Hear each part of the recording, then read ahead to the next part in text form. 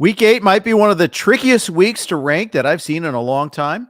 So, of course, I've got Jim Coventry here to help us sort it all out. Coming up next on the RotoWire Fantasy Football Podcast.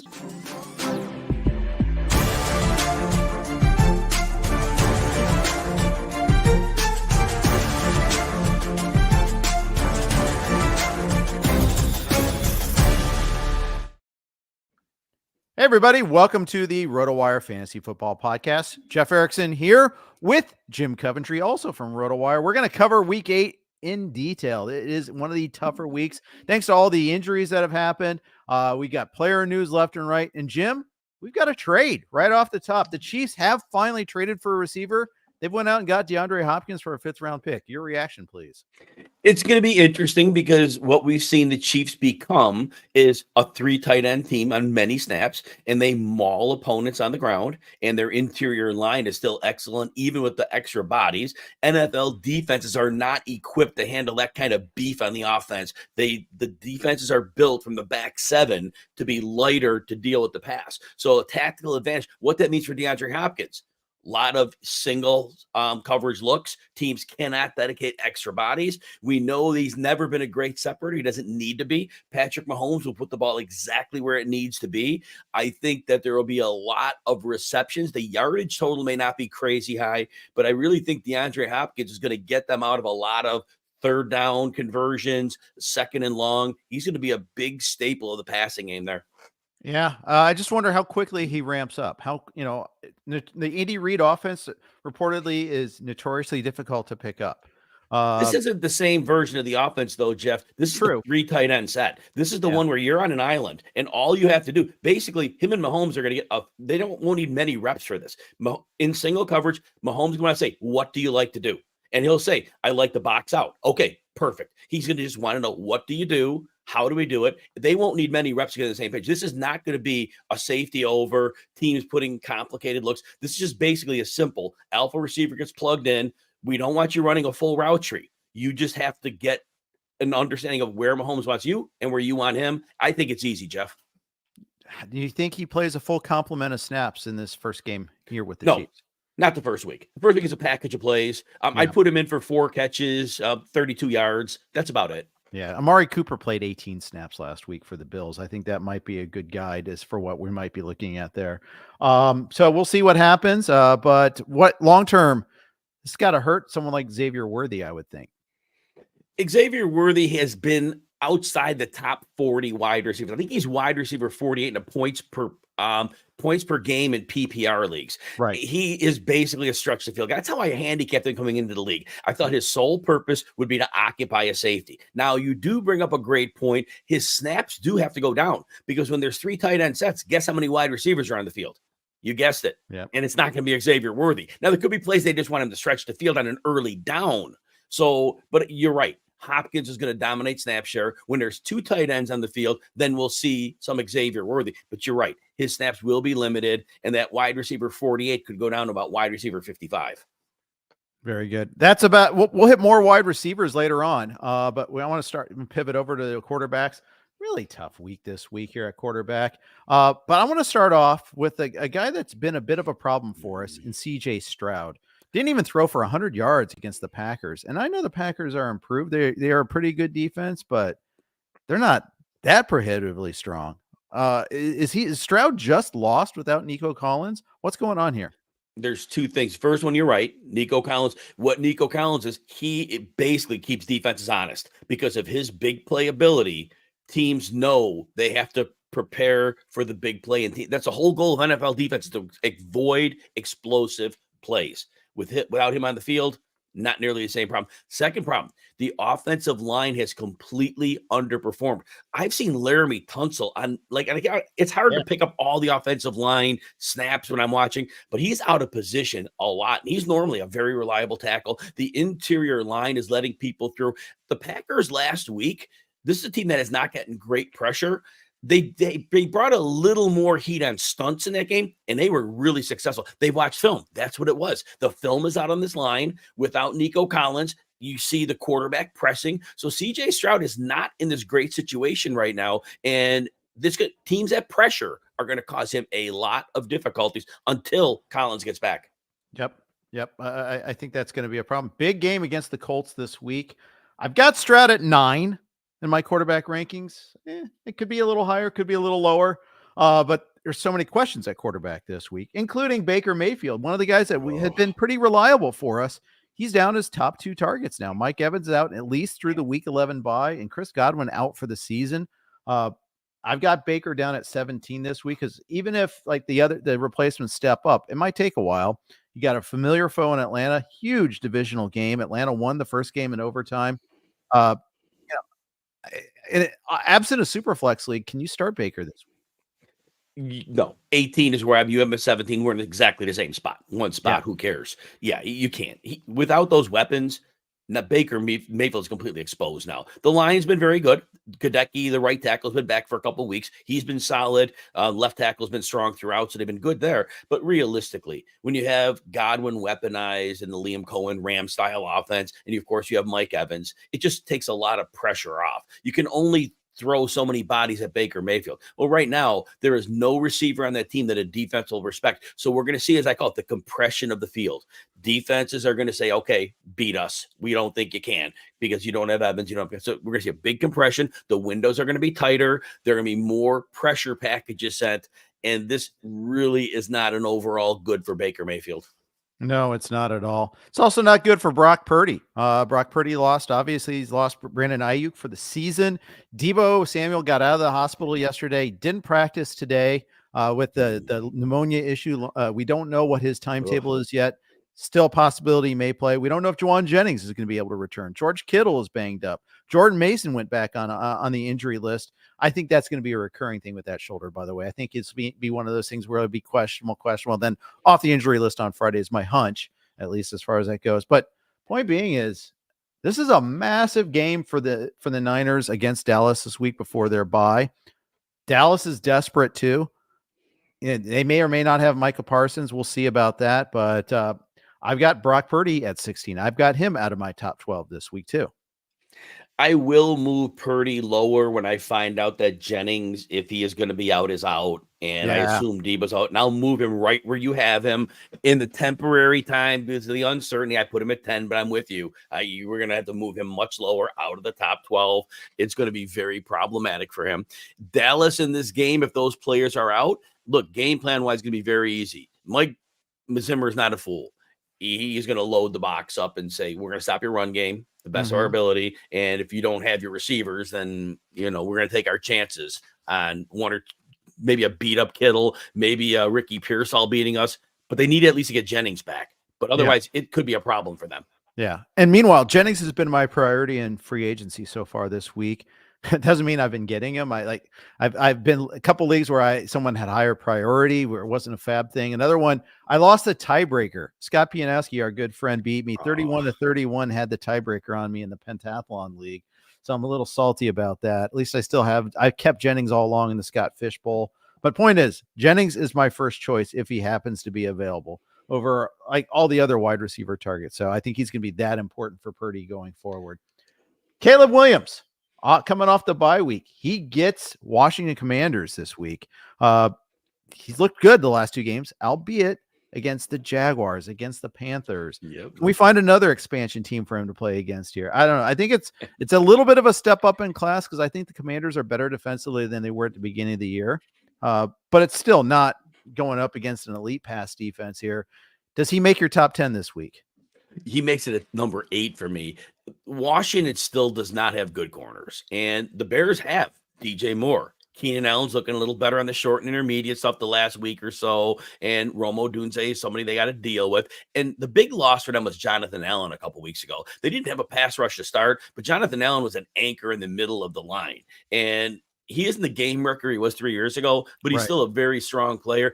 Not having him really hurts them a lot. So I don't see them getting pass rush on the Bears. I don't see them having to deal with DJ Moore. DJ Moore torched him for 230 yards on a Thursday night with, I think, Justin Fields last year, maybe. That sounds about right. But I don't see any issue for Williams. The bye comes at a great time. I was talking earlier about the spatial awareness that Williams was gaining. And you said easy opponents, but he still was staying in the pocket long. When bodies were around, you could see he had this understanding of where they were at, when to bail out, when to throw and when to run.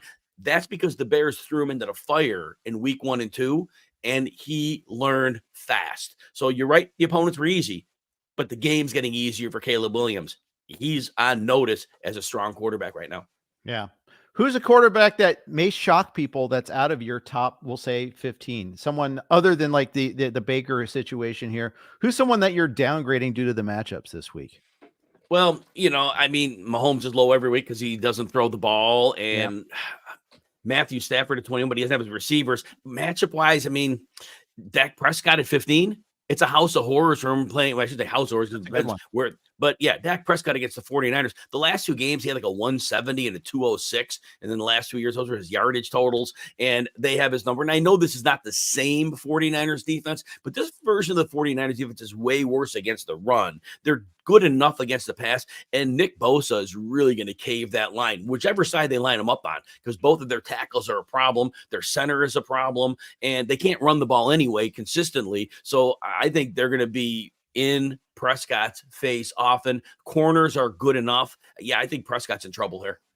Yeah, I'm afraid you're right. I hope you're not, though, just because I've got Dak in a number of leagues, and not, there in one league I had Daniels and Dak, and the RotoWire Stake League, and I traded Dak, so of course Daniels got hurt. So now I'm back to scrambling for a quarterback again. But other than that, I have him in the NFFC primetime along with Lamb and Ferguson. So I'm kind of in it for the long haul as far as that goes. I'm not going to pivot over to Justin Herbert over Dak, for instance, this week.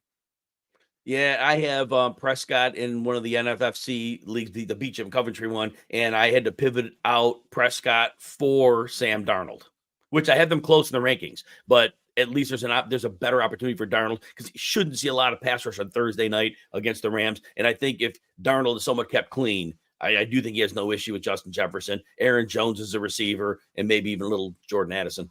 As a quick aside, what do you think happens in that game? I like the Vikings comfortably over the 3-point spread. Logically, you're 100% right. I never could figure out the Rams. I don't know if it's for divisional opponents they show up, but whatever you look at for the Rams, they just never meet the expectation you have. Their defense could have nobody on it. In some other games, they show up. Matthew Stafford doesn't really have credible receivers right now. And yet there are games where, he gets the magic going.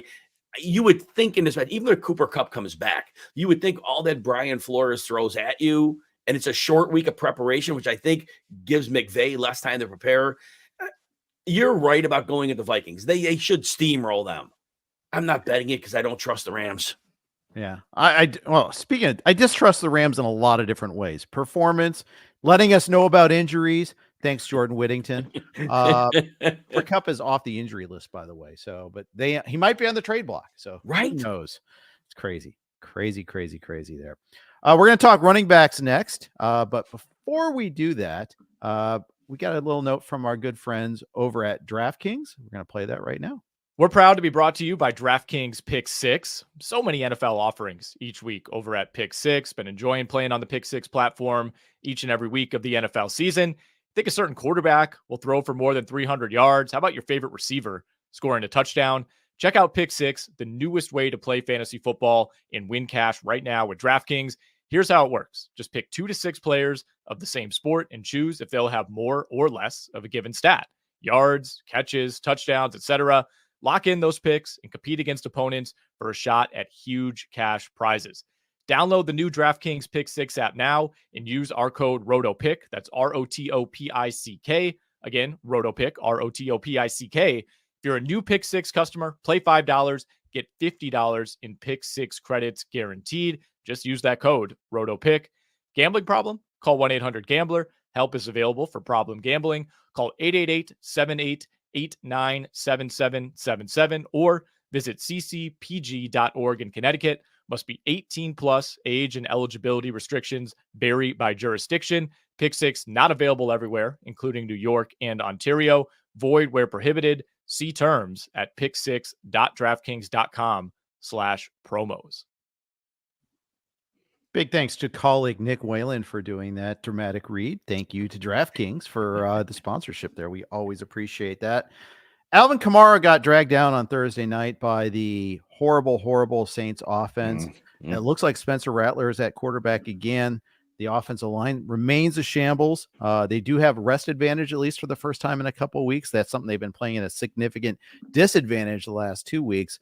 But it's really hurt Alvin Kamara. What are you doing with Alvin Kamara this week? I've got him at 10. Alvin Kamara, I have at 11, so we're the same on that one. He's going to get volume. My line every show, volume is king in fantasy football. Yep. We know that he's going to be seeing screen passes. And that said, the yardage is probably not going to be great, but he's going to compile enough. Even in, the bad game, which is a terrible game against Denver, he caught 6 passes. So if you're in a PPR league, 24 yards, but 6 catches, 8.4 in a disaster matchup, I guess you'll take 8.4 and say, call it a day. Prior game against Tampa Bay, 64 yards, but he finds the end zone with 5 more catches. So he's at least 5 catches in 4 straight games. So that's all we probably have to say on that one. The Chargers, when they play an inferior opponent, their defense is actually good. What the Cardinals did, the Cardinals went with some real heavy tight ends. They're very good at that. The Cardinals are really good at grounding and pounding with James Conner. Conner's not Kamara. They're very different running backs. Yes, they are. So Kamara's it's going to be a volume-based play, and we're good with that. It has to be PPR, though. If it's half PPR, I think you move him down closer, maybe running back 13 or 14. Yeah, I get it there. I'm reminded of the 11 catches for 23 yards game or whatever it was last year for Kamara. We might be back to that stage, pre-snap motion notwithstanding. I just think that they just don't have much to cook with there. And it's funny. He got extended, by the way, Kamara did this week, that he's signed now 2 more years because the salary cap is not real. The Saints continue to prove that. They just keep kicking that can down the road. It's amazing to me how they're able to do that. Jeff, how do you pay a 29-year-old running back? He's at a hot streak. I get it. But how do you pay a 29-year-old running back for 2 years? Who does that? Well, they're doing why they're doing that. They're lessening the cap hit. They're just paying guaranteed money. It's just money. That's the thing is we get all bent out of shape sometimes, but if what matters is the cap hit. And eventually that they do have to pay that piper. I mean, Bill Barnwell was pointing this out that they're going to be 85 million projected over the cap next year. This is one of the things they're trying to do to fix it. Kick that. That's why Taysom Hill gets an extension and Angel gets its wings every year. I mean, it's why they do that. It's really remarkable. Okay. Let's keep rolling on some of these running backs here. James Cook did not get a single target in the passing game this week. What's your level of concern now that Amari Cooper is there? Now that maybe Ray Davis has emerged as another option too. Was this just a one-off, or is Cook seeing a downgrade of usage? So Ray Davis in the last game didn't see carries till garbage time. So Cook's role is somewhat secure. It was a blowout win. That helps. But here's the point. I had said in the preseason, the Bills did not have a single receiver that would scare defenses. You heard me say it earlier in the show. Defenses were going to compress the field on them, and I knew that would happen. I knew the windows for Josh Allen would be smaller. Defense were not worried about any receiver on that team. Cook had a few big plays, which helped. But now with Amari Cooper, defenses have to treat them very differently. Cooper may not be the speedster, but he can win downfield. He can win over the second level. Defenses can no longer pile everything up because if they're leaving a Cooper in single coverage, that could be a real problem because Josh Allen will quickly get the ball as each passing week to Cooper. That's going to open the field for James Cook. So James Cook, Seattle has had problems against the run. Sometimes again, in the divisional games, Seattle will step up against divisional opponents. I think Seattle is ripe to get beat up on the ground again. They're going to worry about Josh Allen. I think Cook is my running back 15 this week. Not Superman, but a strong opportunity. I've got him at 16, so you're way off. No. yes. And I do think later in the season, when it gets colder, the running game becomes even more important too. So I'm also not that concerned. I don't have any Cook this year, so I do have some Davis, but it was more just the affordable backup theory there. Mm-hmm. Let's talk a little bit about a couple of guys I still have in mind here. Tank Bigsby, big game against the Pats last week in London there, where they ran the ball something like 17 consecutive times in the second half. That's obviously not going to happen against the Packers. But what does Tank do for an encore? I'm assuming we don't see a whole lot of ETN. I know he's working on the side today at practice, but I think that genie's out of the bottle. I think Tank is the number one back now in Jacksonville. He kind of has to be. The thing with ETN, and ETN's a great player, he's in a bad situation. ETN needs a good offensive line because he wants to make moves at the second level. But you can't get to the second level in Jacksonville by dancing. Well, Tank Bigsby hits the area quicker and with more force. That allows him to get there by blunt force. And so he's been very good in this offense. I was concerned 2 weeks ago when Dearness Johnson was involved in the red zone early, first quarter of that game when everybody was healthy. And then after we saw ETN leave, Dearness Johnson played 56% of the snaps to 27 for Bigsby. I was worried. But last week, all Bigsby's backfield, 66% of the work. It should be resolved right now. Like you said, the Green Bay matchup, in theory, you can run on Green Bay with a lot of success. So that's a positive matchup. Like you said, though, game script may not be great. So therefore, Dearness Johnson as a pass catcher could see a lot of work if Green Bay gets up. And I think Green Bay gets a good lead here. So I have Tank Bigsby as my running back 30, but I have a green mark on him. That means there's upside. I try to make a player with upside. That's how I frame him. Fair enough. I like it. I like it a lot there. DeAndre Swift, terrible early on, including against the Colts, which we thought were a run funnel at that point in the season. They may kind of proven not to necessarily be that. They fixed some things there. But all of a sudden, last 2 games, very strong performances, coming off the bye, facing the Commanders. Are you comfortable enough starting him here? Is he a top 24 back for you? And it's actually last 3 games. 3 games ago, he had 93 yards, a touchdown, 70 yards through the air. The Bears made a real important change. It's almost like they learned their personnel. DeAndre Swift does not have second-level vision. He can't find a secondary hole when he's running. Also, so what the Bears did was they switched their offense to more of a one cut. They defined the crease for him. Go there. All of a sudden, since they did that, he looks great. And so that is not going to change right now. He's in a great situation. Defenses, again, the Bears have enough receivers where they're not going to stack the box on him. So I do see this as a very good week. I have him as running back 20. Washington is not an impressive matchup. We said earlier in the show, since Jonathan Allen has been out, that's a big deal. Yeah. I got one more running back throw at you here, and that is Chase Brown on the Cincinnati Bengals. He's kind of emerged as the lead guy over Moss lately. Had a big run call back due to penalty last week, had a touchdown call back due to penalty the week before. Point is, he had good days. They could have been much better days.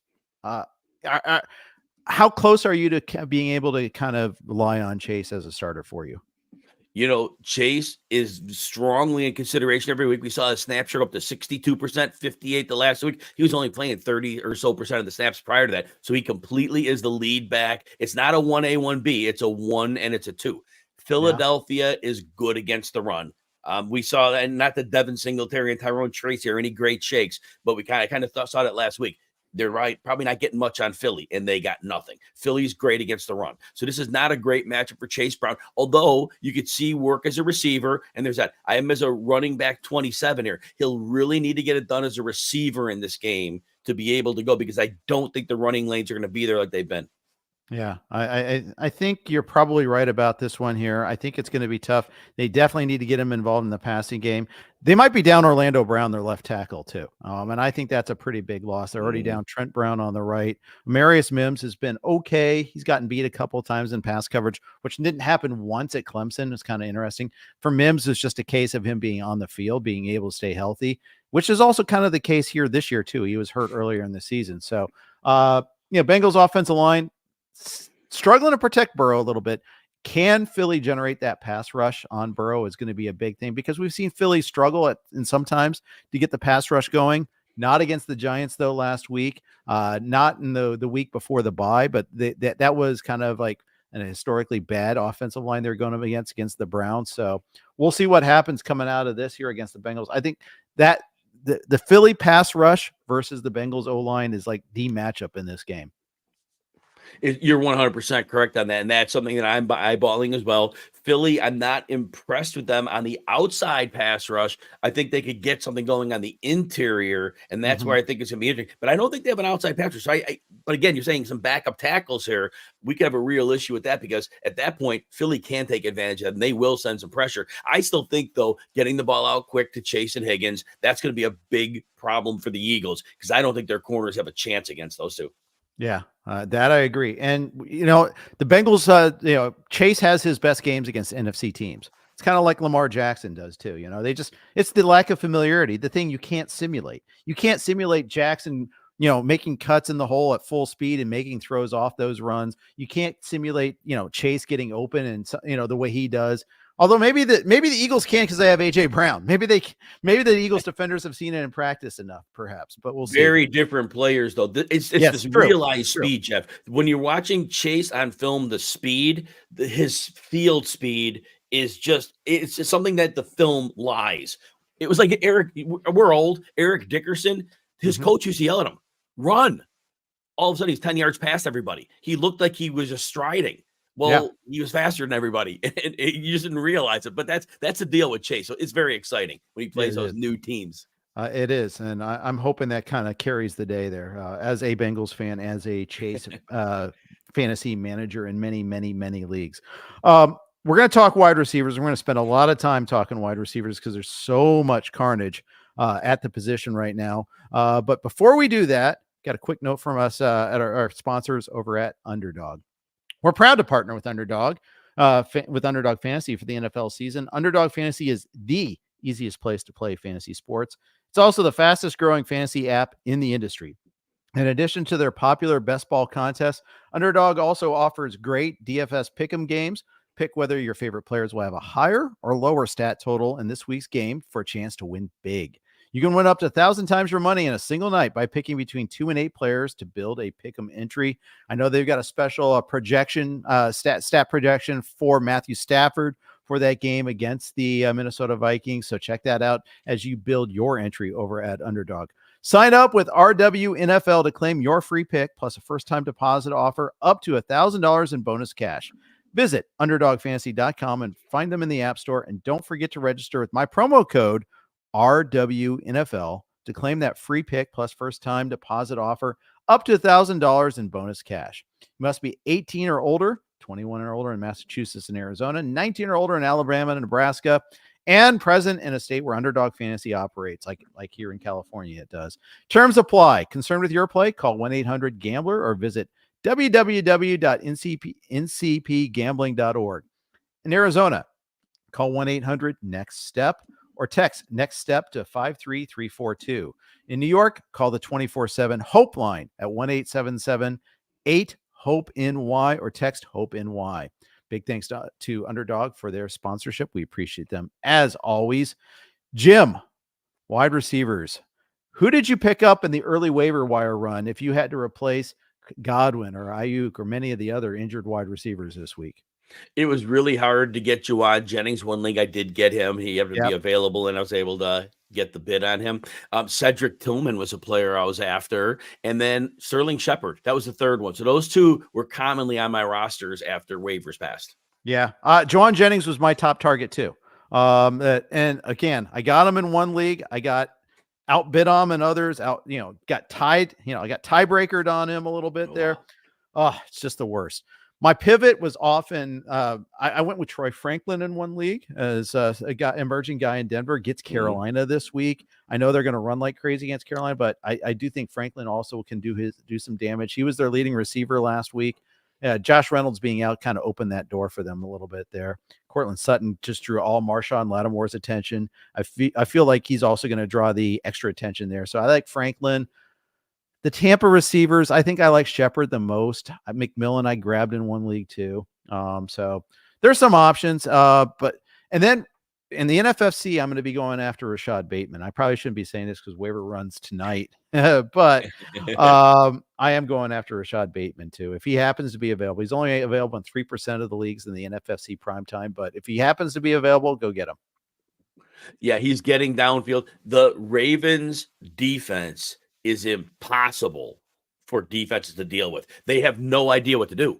They put teams in conflict. You put Ricard and you put one of the tight ends, either Likely or Andrews on the field. They're in such conflict. And can you sell to stop Derrick Henry? They can still bludgeon you. Do you sell back to stop the pass? Then Henry, you can't win. You cannot win. This is going to be insane. Yeah. Uncle Ted suggests Khalif Raymond. With no Jamison Williams, I actually think that Tim Patrick is the guy I'd prefer, those two Detroit receivers. But Raymond did get the touchdown last week, so I see it. we got to go back to Jameson Williams' targets. These were the targets the last 4 games: 1, 4, 4, and 3. Basically, Jared Goff has not thrown more than 25 passes in any of the last 4 games. So basically, and Laporte has not been seeing targets either. I know. It was weird that Khalif Raymond had 10 targets in the last few games. It was just a function of the games. That was not their game plan. They are not looking to feature Khalif Raymond. It just happened that way. Don't count on that happening again, because on the few passes, they're going to get St. Brown. I think they do try to get Laporte a jump start with a few targets, and the running backs are going to get a lot of targets. Yeah, I think so too. I think you go back to the David Montgomery, assuming the knee is okay. And obviously you're starting Gibbs if you have him. You don't need us to tell you that. No. All right, let's talk about something else. Tyreek Hill. We spent a little time on the short-term video, but I think and you can check that out on YouTube. You can see just follow RotoWire. Hey, hit like, hit subscribe to this, and you'll get notifications all the RotoWire videos that we do. But Jim, you've got Tyreek Hill to the moon. You've got him number 2 this week. That's the number of targets he had last week, number of touches he had last week. It took him to the 4th quarter before he got his first target. I just don't understand what the Dolphins are doing at some points. No, but look, here's the thing with Mike McDaniel. I don't know if he's a genius. I think he figured out something that worked for Tua Tagovailoa. I think it was very specific to him. And the wrinkles he used in the last couple of years, I think they were all specific to working with that quarterback. Mm-hmm. Now, the fall off to the guys they had, not NFL quarterbacks. These guys are probably like XFL guys they have on the field, realistically. But that said, this is a timing and rhythm-based offense, and that's something Tua's always had. Through college, he's had it. That's who he is. And so basically, you're going to run a lot of short crossers, and you're going to have Hill, you're going to have Waddle. The separation against Arizona can't cover. They have nobody. And the separation is to be so fast and so quick. All Tua has to literally do is just flick it out, and that's all it's going to be. It's going to be all yards after the catch. I don't see McDaniel making him throw deep balls. I don't think he's going to make him sit back in the pocket and take a chance of getting him hit there in week 1. But it's going to be all yards after the catch. I just don't think Arizona has any ability to slow that down. Yeah, I think you're probably right. I just wonder if the timing's going to be there. I just wonder if I have trust issues with again, with another team, Miami, I have trust issues with. I talked about this before, but they just gave that game away against the Colts. Just gave it away. They had some fumble luck that did not go their way. Raheem Mostert gave up a fumble that was barely a fumble, and it was returned pretty deep. That was the Colts' lone touchdown. They didn't get the fumble call when they got, when Jalen Ramsey came in and got a hit on Richardson. They ruled it an incomplete pass. The hand was going forward. And then, they coughed up another fumble where, again, the Colts recover. I mean, it's just little things like that. The Alec Ingold fumble, why is Alec Ingold carrying the ball anyhow? Devon Achane was carving them up. So let's go away from him. I just don't get it. Seems like don't get one last thing on that. I'll make this quick. When we're talking about the timing, the problem when they have timing issues is because defenses jam up Hill and Waddle. This is a defense that can't do that. That's the whole point. They don't have any coverage man that can get up in Hill's face and be able to engage him and not have him slip away. So this is literally going to be pitch and catch. This is going to be 7-on-7. That's literally like a 7-on-7 break. That's all. Final word for me. I like it. Final word. Moving on. Next issue. George Pickens had his best game of the year, got unlocked by Russell Wilson. Did he get unlocked by Russell Wilson? Was it a little bit of luck against the Jets? The fact that he was unsauced on 2 of those big plays. Is this something we can build on for the Giants game this week? The Giants game is going to be very interesting. George Pickens actually had a couple of decent games. Didn't get talked about a lot. He had a 7 for 113 against Indy and 11 targets. He had a 57-yard game against the Chargers and 53 against the Raiders. So this 5 for 11, he got the touchdown. So the touchdown put him slightly ahead of his game against Indy. Here's the thing. It's a little bit different with Russell Wilson and what we get with Arthur Smith's offense. We think back to the days in Tennessee where it was Ryan Tannehill and it was the quick play action and then the middle of the field strike to A.J. Brown. This is different. They're running Pickens more on a sideline. That's where Russell Wilson's best. So I do think, like you're saying, this is a good match because they will take those shots and Pickens is going to be more engaged than ever. So I think that's a great thing. But yeah, wheels up right now, Jeff. Wheels up. I like it. All right. I've got, for what it's worth, I've got Pickens at 17 this week. Ahead of Jaden Reed, ahead of your boy Tyreek Hill, because I'm still skeptical, but I might move it a little bit there. Ahead of Pittman, ahead of Zay Flowers, who's a little banged up. So I'm bullish on Pickens, to say the least. I'm concerned about MHJ, Marvin Harrison Jr. I'm concerned about Kyler Murray throwing the ball, for that matter, too. I think some of this is on Kyler, not all of it's on Harrison Jr. I can't understand. Drew Petzing was a great offensive coach last year, had passing numbers. Actually, Murray played well with him at the end of last year. Josh Dobbs played well for them for a while. And all of a sudden, they just can't get the passing game figured out. If it isn't Murray running and counter running, they're not getting much of anything going. Marvin Harrison, PPR points per game, wide receiver 46. Now, I've seen him run some wrong routes, but I've seen him wide open, and I've seen Murray not throw to him. I have no clue what's going on here. You can't start him right now. If he gets 120 yards and 2 touchdowns, I get it. But I haven't seen anything in the last month that lets me think there's a startable player. Here's the problem, though. Trying to find a replacement for him right now. Passing is just a disaster. Like, are you really starting Alan Lazard over Marvin Harrison Jr.? Well, because of the Devontae Adams and Garrett Wilson, for that reason I won't. But I'm just looking at somebody I had in the 30s, by the way. That's just who I spitballed that name. But sorry, I cut you off. Go ahead. Say more. No, I'm just saying. But otherwise, look, if I've got a player like Jalen Tolbert, I'm probably starting Tolbert over him. I got Tolbert ranked lower, but if it's my lineup, I think I'm putting Tolbert in. And I know San Francisco's a tougher matchup, but what is Harrison going to get? Is he going to get me against Miami? Did he get me another 3 for 20? I don't know if I could do that. I'm going to give you 2 zeros from last week. Tank Dell and Cortland Sutton. Do you have them above or below Marvin Harrison Jr.?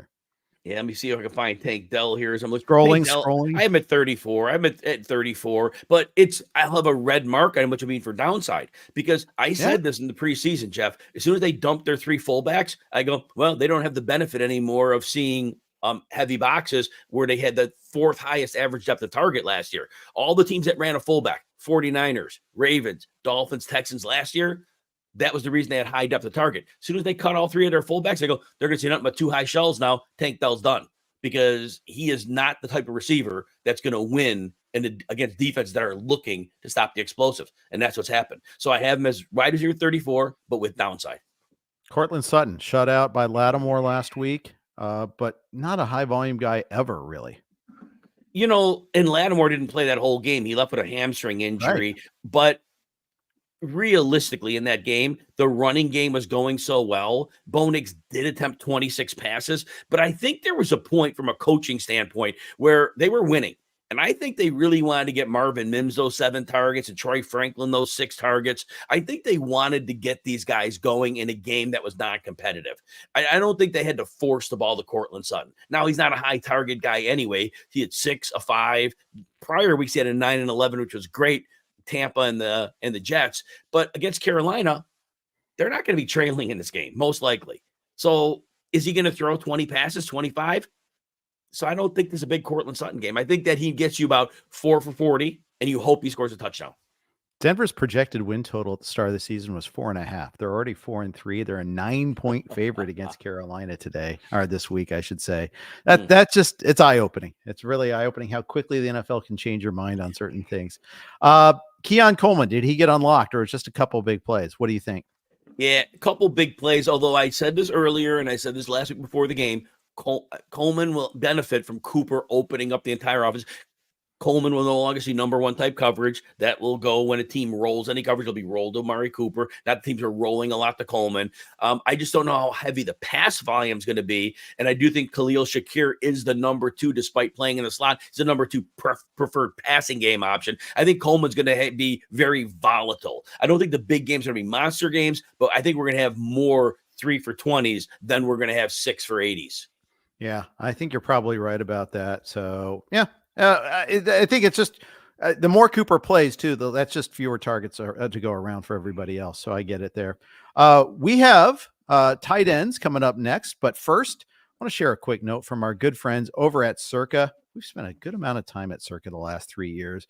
It's football season, and the best place to catch the games is at Circa Resort and Casino in downtown Las Vegas, featuring the best pool in history. Stadium Swim, 3 levels, 6 pools, and a 143-foot diagonal screen.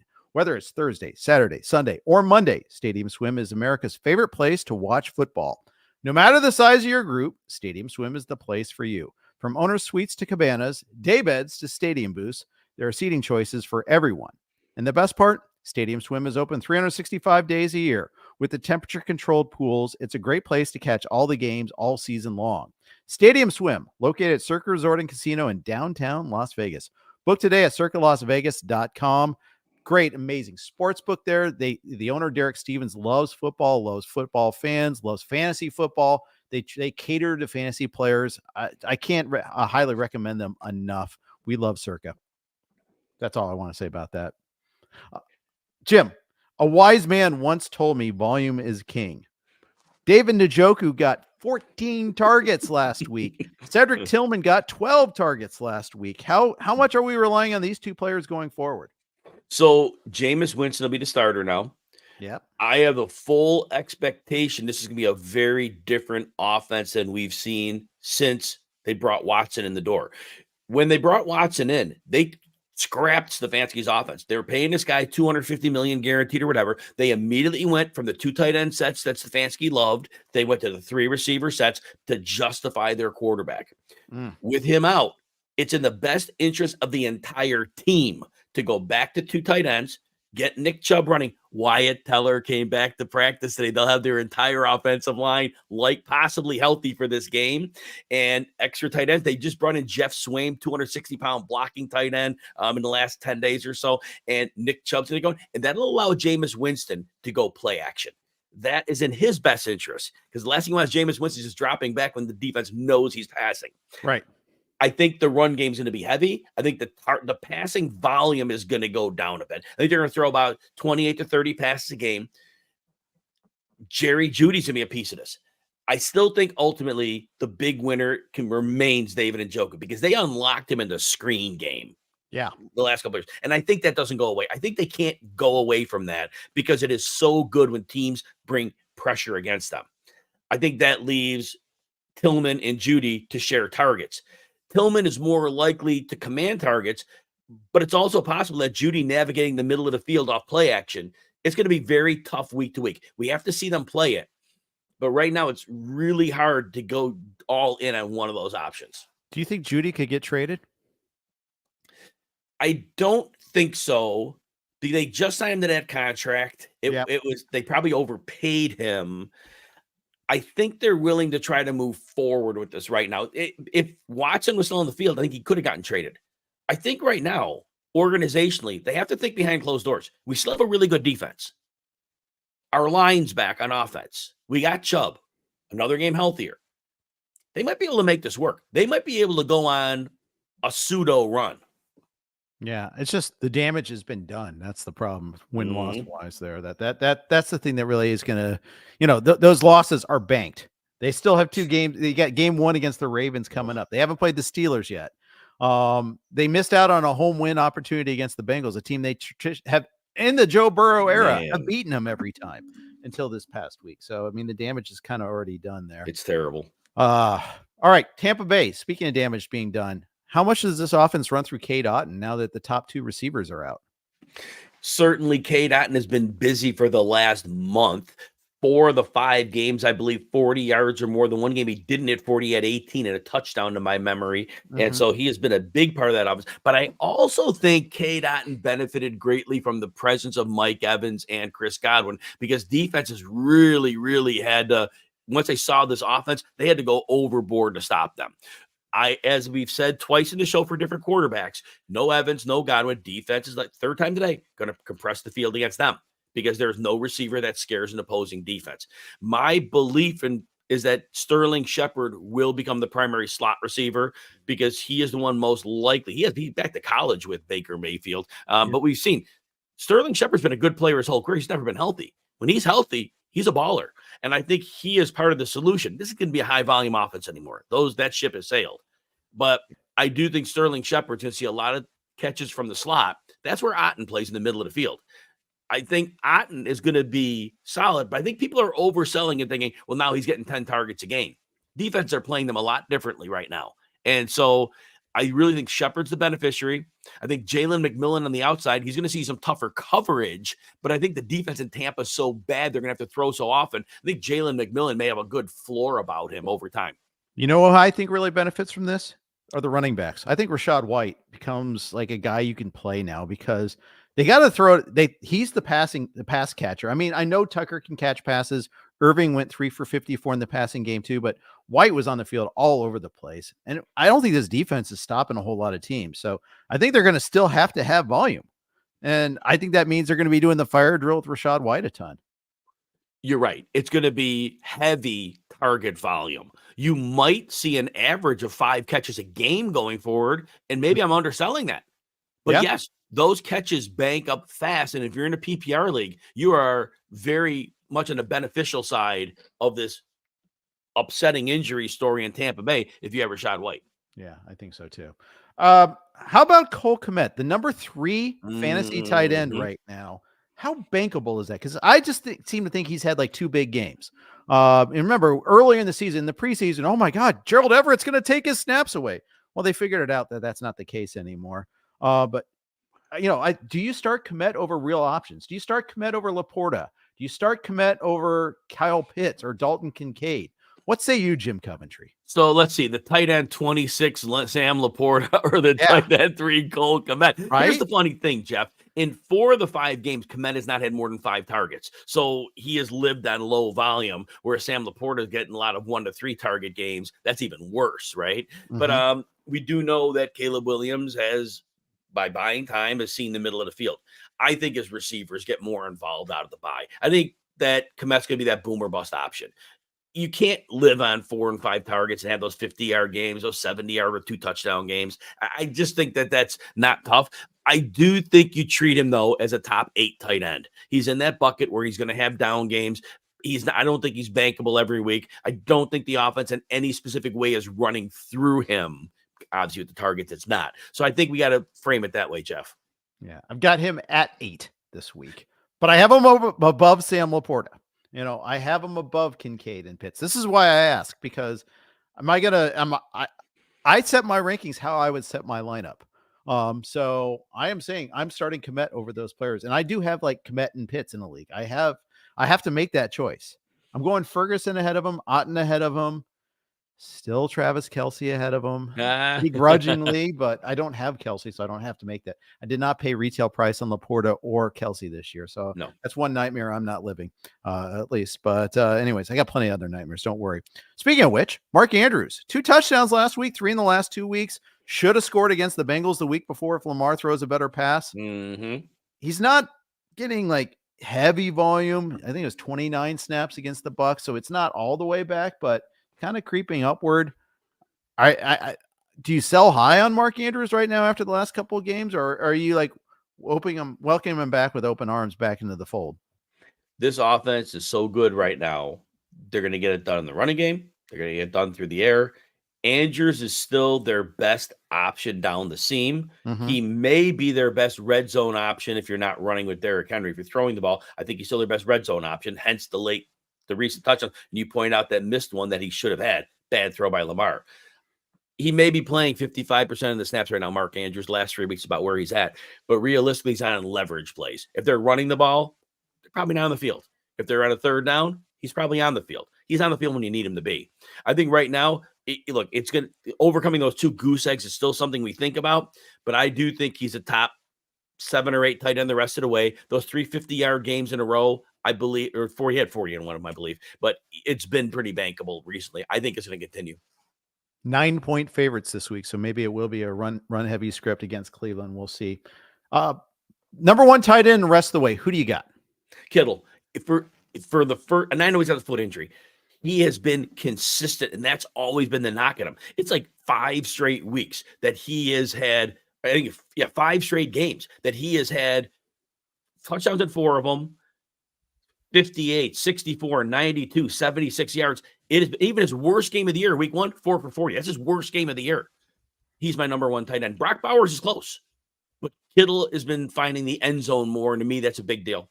Yeah, I agree. I had a reader suggest that I should be thinking about putting Brock Bowers there. I can't because of the QB situation there. I just can't. But I will say he's a top 5 tight end the rest of the way. And I have Bowers at 2 because the target volume, again, is just way too high. He's seeing close to 9 targets a game, and it doesn't vary much off of that. And that kind of volume at tight end, that doesn't happen unless you're David Njoku. Yeah, that's right. And it's shifting. Tight ends are starting to provide a little bit more value after just horrible production earlier. I think McBride's pretty safe too. I think Ingram is pretty much safe. I think Ferguson's pretty good. There's a lot of there's starting to be some like if I have one of those guys, I'm pretty happy. I'll just say that. Tucker Kraft too. He's not going to get the volume of some of these guys, but he's a red zone option. He's just a good player. I like him a lot there. It's just the problem is he's just so many mouths to feed in Green Bay. That's the real problem for Tucker Kraft. But anyways, any other tight end notes before we sign off here?